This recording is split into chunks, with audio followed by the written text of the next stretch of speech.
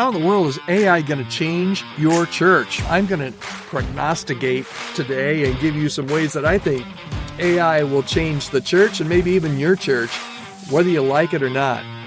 Thanks for joining me. My name is Todd Rhoades. I'm one of the co-founders over at chemistrystaffing.com, and you are tuned in to the Healthy Church Staff Podcast. Thanks for listening today, and I appreciate you being here.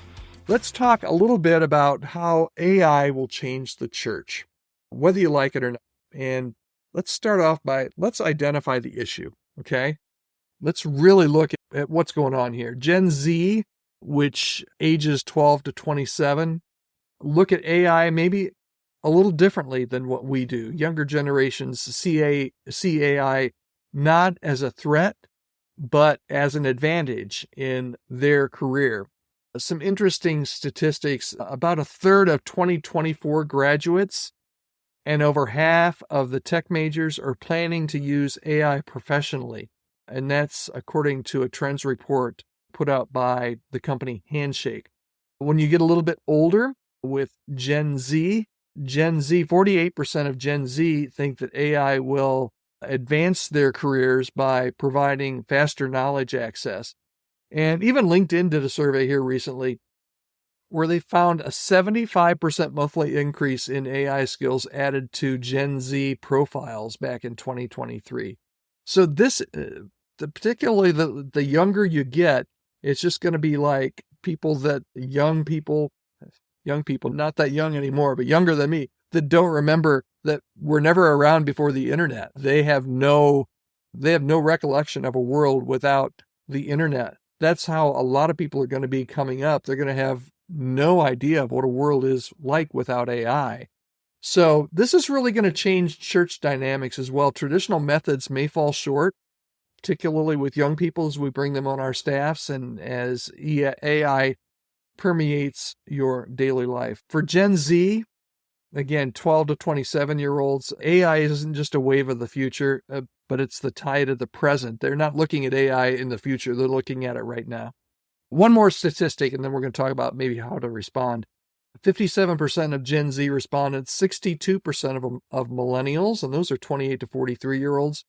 But even millennials, 62% reported that they're more excited about the benefits of AI than worried about the risks. Okay, so how do we respond? AI is something that we talked yesterday about how fast the technology has moved along, but integrating AI into church operations could help modernize and streamline processes, and anything that AI can do, and we talked about this yesterday, interpersonal relationships can do much better. So that human connection in the work that we do is paramount, and AI, at least not yet, can't do that. It can't show empathy and emotion, and it can't do the one-on-one conversations that are so important in our work.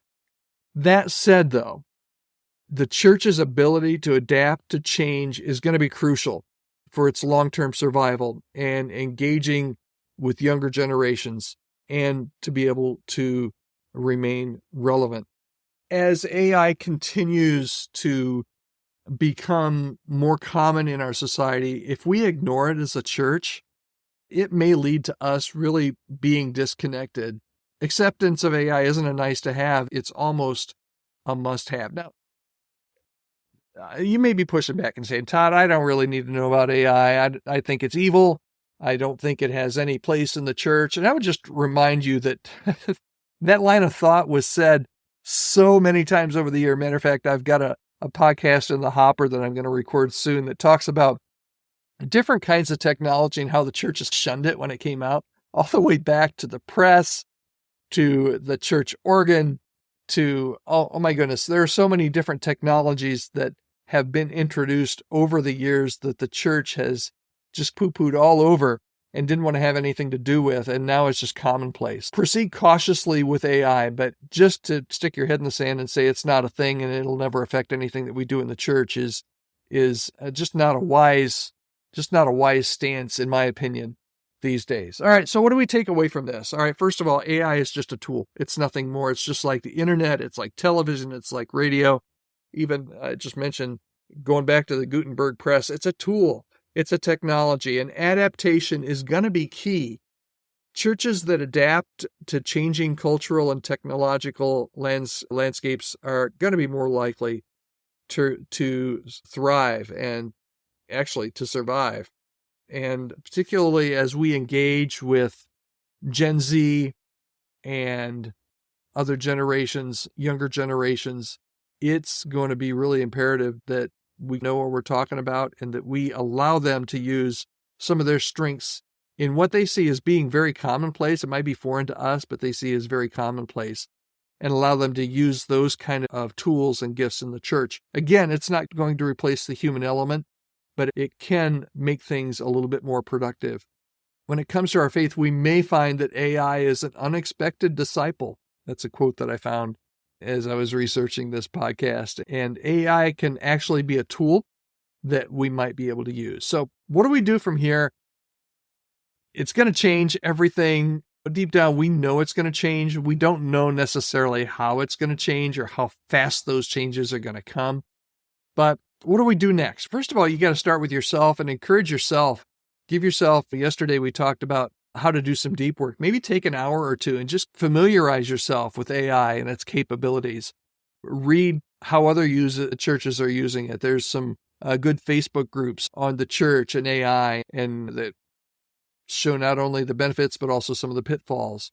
Start to have some conversations. Speak openly with younger people in your congregation. Find out what your kids are doing with AI, for crying out loud.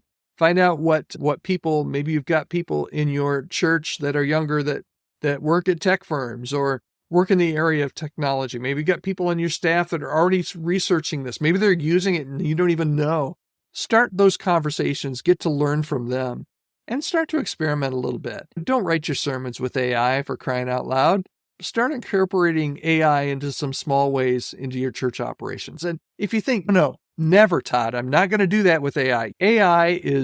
We use AI every day, and we have for quite a while, and you might not even realize it. When you go to your Amazon cart and it suggests different things for you to buy, that's all AI. When you go to your Spotify and it recommends a new song to you, that's all AI.